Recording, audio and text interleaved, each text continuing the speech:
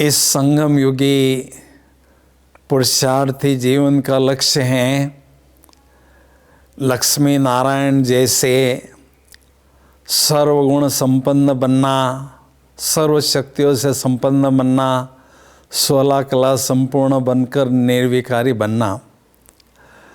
इस लक्ष्य की प्राप्ति के लिए हम सभी पुरुषार्थ कर रहे हैं, लेकिन देख रहे समय बहुत तेज़ी से आगे बढ़ रहा है, तो समय की रफ्तार के साथ साथ पुरुषार्थ की रफ्तार बढ़ाने के लिए हमें तीव्र पुरुषार्थी बनना बहुत ज़रूरी है। आने वाले समय में तीव्र पुरुषार्थी बनेंगे तभी हम संपूर्णता की मंजिल के समीप पहुंच सकेंगे। इसके लिए पहली बात, हमारा लक्ष्य ही है संपूर्ण निर्विकारी बनना। उसके लिए संस्कारों को परिवर्तन करना अति आवश्यक है। उसके लिए हर रोज़ हमें ज्ञान और योग की पालना परमात्मा से मिल रही है।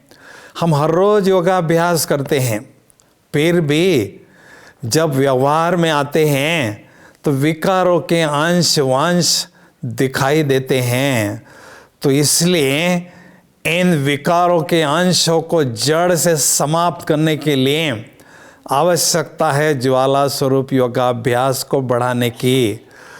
वैसे तो हम मुरली हर रोज़ सुनते हैं, लेकिन आवश्यकता है मुरली के ज्ञान पर बहुत अच्छी तरह से गहराई से मंथन करने की, क्योंकि कहते हैं मनन करने वाले ही माया का पूर्णतया हनन कर सकते हैं। तो मनन चिंतन करने से नई नई युक्तियाँ हमें मिलती हैं, नई नई प्रेरणाएं हमें मिलती है, जिससे हम माया जी सहज बन सकते हैं। दूसरी बात, हमारा लक्ष्य है सर्वगुण संपन्न बनना। तो इस जीवन रूपी पेड़ पर जो भी बाबा ने बताए हैं 36 गुण, वो पूरे गुण हमारे जीवन रूपी पेड़ पर लदे हुए होना जरूरी है। इसलिए आने वाले समय में हमें चेक करना है कोई ऐसा गुण मेरे में मिस तो नहीं है। उसकी चेकिंग करके कोई गुण मिस होता है तो उसको धारण करने के लिए कुछ एक मास उसके लिए विशेष पुरुषार्थ करना जरूरी है। तीसरी बात, हम सेवा में बहुत व्यस्त हो जाते हैं और योगाभ्यास को किनारे रख देते हैं। इसलिए आवश्यकता है आने वाले समय में सेवा और योग का बैलेंस रखने की। तो योगाभ्यास से हम शक्तियाँ लेते रहें और सेवा में उनका प्रयोग करते रहें, तो आगे आने वाले समय में हमें मनसा सेवा खूब करनी होगी। इसलिए शक्तियों का स्टॉक होना बहुत ज़रूरी है।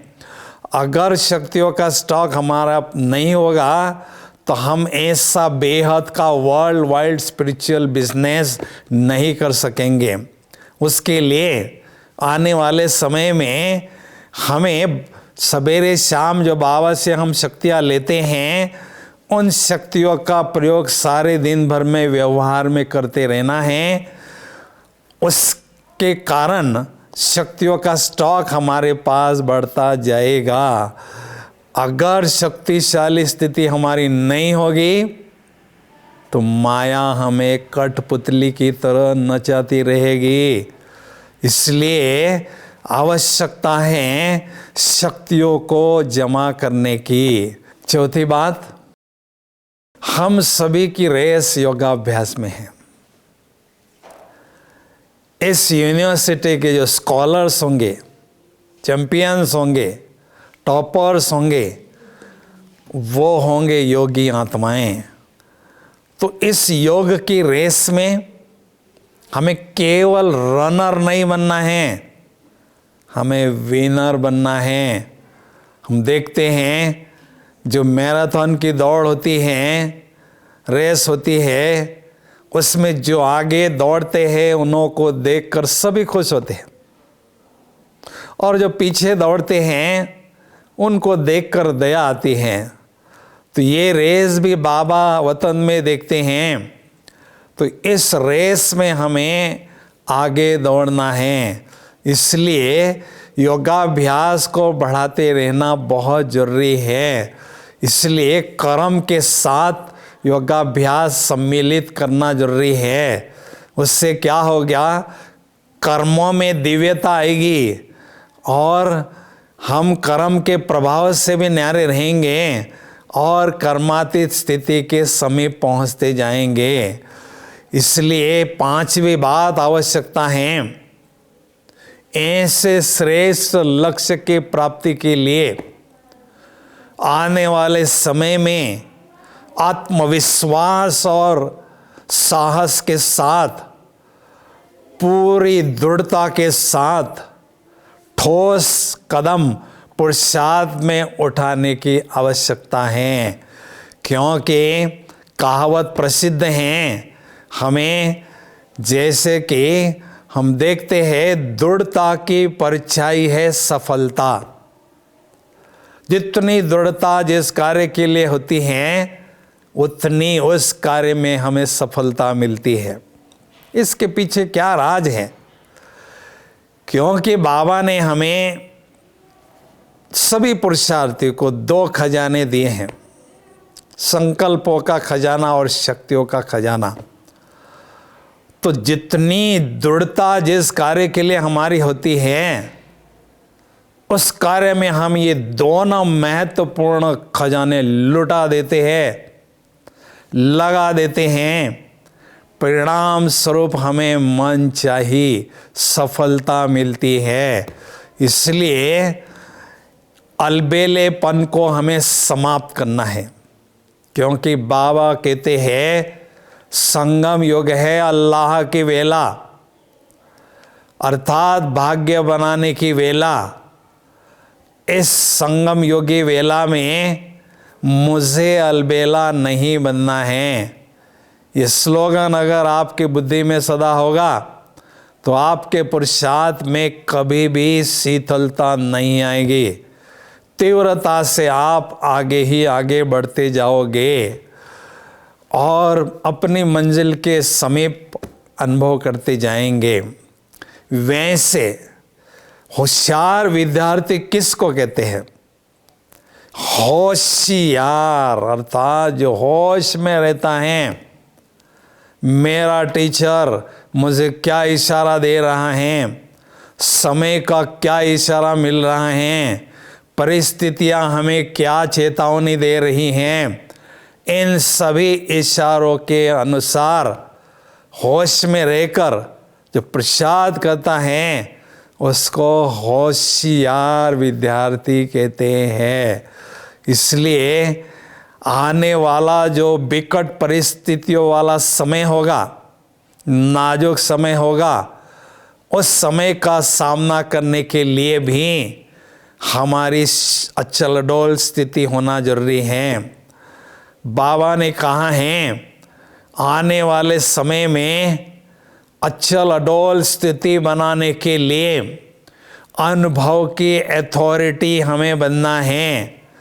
जितने अनुभवी हम बनते जाएंगे ब्रह्मा बाप समान, हमारी स्थिति अचल अडोल बनती जाएगी और हलचल में भी हम अचल रहेंगे और अनेक आत्माओं की सेवा भी हम कर सकेंगे।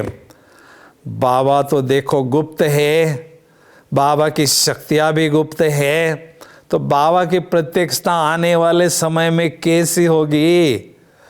बहुत सुंदर कला को देखते हैं तो कलाकार की याद आती है, बहुत सुंदर चित्र को देखते हैं तो चित्रकार की याद आती है, बहुत सुंदर रचना को देखते हैं तो रचनाकार की याद आती हैं।